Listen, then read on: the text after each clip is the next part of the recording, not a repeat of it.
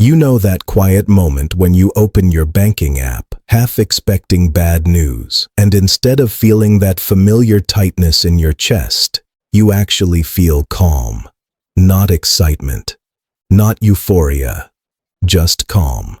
There's no quick mental math about upcoming bills. No internal debate about whether you can afford coffee tomorrow.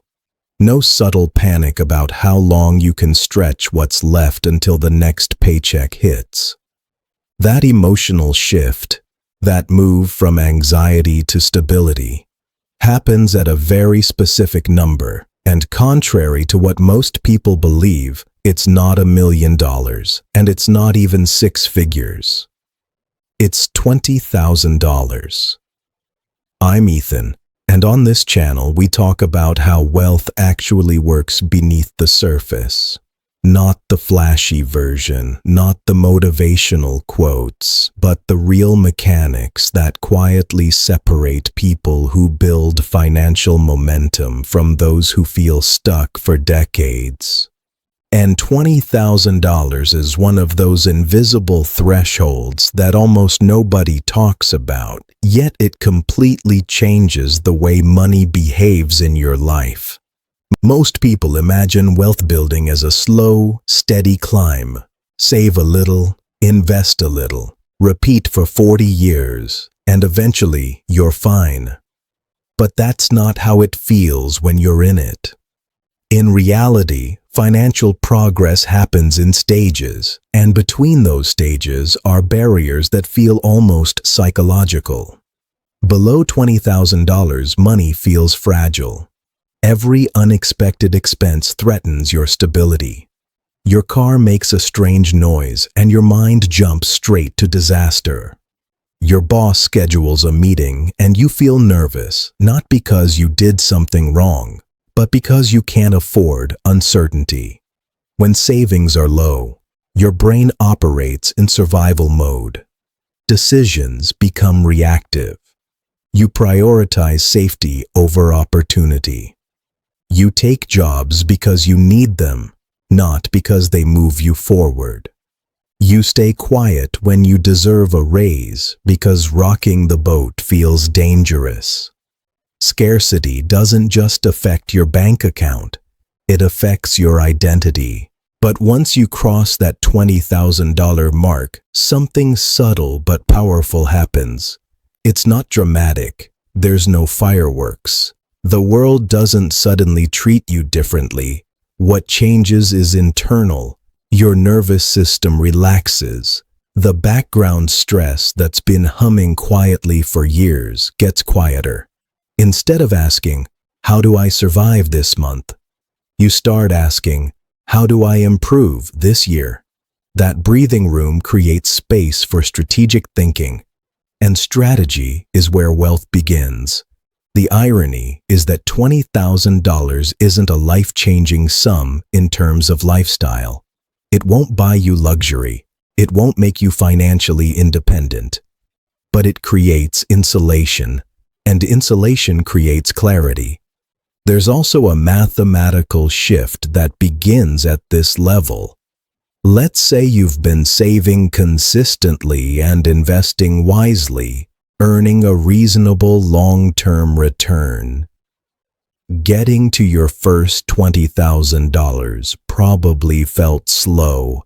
It required discipline, delayed gratification, saying no to things that felt good in the short term. It may have taken a year, maybe 2. But what most people don't realize is that once that $20,000 exists, it starts contributing. It starts generating its own momentum. Your second $20,000 doesn't take the same amount of time because now your money is helping you build more money. The math hasn't changed. The effort hasn't changed. But the acceleration begins. That's compound interest quietly stepping in. And here's the important part. The returns begin to feel meaningful. A 10% return on $2,000 is $200, technically growth, but emotionally insignificant. A 10% return on $20,000 is $2,000. That's real. That's tangible. That's money that could cover a bill, fund an opportunity, reduce stress. At 8%, $20,000 generates $1,600 in a year without you doing anything differently.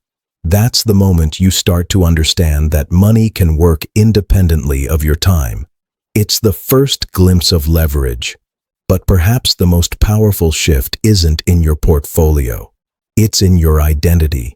Saving $20,000 proves something about who you are. It proves you can delay gratification. It proves you can be consistent even when motivation fades. It proves you can control your impulses instead of letting them control you. That behavioral evidence changes how you see yourself. You're no longer someone trying to be better with money. You are someone who builds wealth, and identity drives future decisions far more than willpower ever could. This shift also changes how you evaluate risk. When you're living paycheck to paycheck, risk feels terrifying because there's no cushion. Every mistake feels catastrophic, but with $20,000 behind you, risk becomes calculated. You can explore a better job opportunity. You can invest in a skill. You can consider a side project. You're not gambling recklessly. You're operating from stability. And stability creates confidence. That confidence often improves performance at work, which can increase income, which accelerates investing, which increases stability further. It becomes a positive feedback loop. There's another subtle transformation that happens around this threshold. You stop obsessing over small financial decisions and start focusing on large ones. When money is tight, you spend mental energy debating minor expenses. Generic cereal versus name brand. $3 coffee versus homemade. But when you have a financial foundation, you realize that these micro decisions don't determine your long-term wealth. The big decisions do. Where you live, what you drive, how much you invest, what skills you build. Those are the levers that swing your net worth by tens or hundreds of thousands over time. $20,000 doesn't just increase your balance, it upgrades your focus. However, this is also the moment where many people make a critical mistake. They reach $20,000, feel successful, and then treat it like a reward. They upgrade their car, take an expensive vacation, stretch into a lifestyle that feels like progress but is actually regression. That money was never meant to be spent. It was meant to be planted. It's the seed capital of your future freedom. Pulling it out prematurely resets the entire momentum you worked so hard to create. One of the clearest examples of this trade-off is the car decision. Most people will spend hundreds of thousands of dollars over their lifetime on vehicles, payments, insurance, maintenance, depreciation, all while saying they can't afford to invest. A brand new car feels like success, but financially it's often the opposite. Meanwhile, someone quietly driving a reliable used vehicle and investing the difference may look less impressive today, but over 20 years, the gap becomes staggering. $30,000 invested can turn into multiples of that amount over time. The opportunity cost of lifestyle inflation is rarely visible in the present, but it compounds aggressively in the future.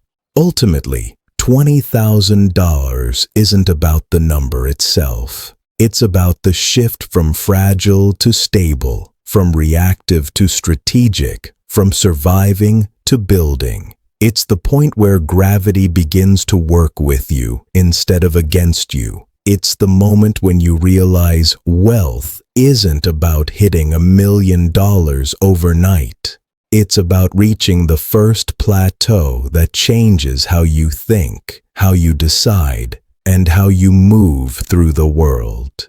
It won't make you rich instantly, but it will make you powerful in a way that few financial milestones do. Start there. Protect it. Grow it. Let momentum build quietly. Because once it starts, it becomes very hard to stop.